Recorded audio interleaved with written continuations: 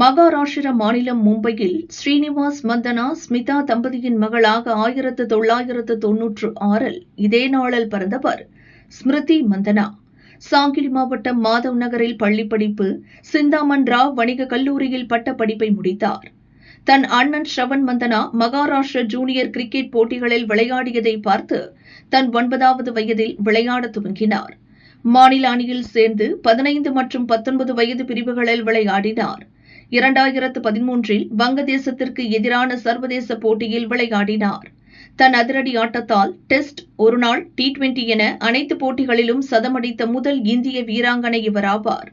மேலும் 50 பந்துகளில் அதிவேக சதம், அதிக சதம் அடித்த சர்வதேச வீராங்கனையர் பட்டியலில் முதலிடம் உள்ளிட்ட பல சாதனைகளை படைத்தார். மகளிர் பிரீமியர் கிரிக்கெட்டில் பெங்களூரு அணி கேப்டனாகி 2024, 2026களில் கோப்பையை வென்றார். அர்ஜுனா விருது, பிரிட்டனின் விஸ்டன் அங்கீகாரம் உள்ளிட்ட பட்டங்களை பெற்றுள்ள இவருக்கு 30வது பிறந்த தினம் இன்று.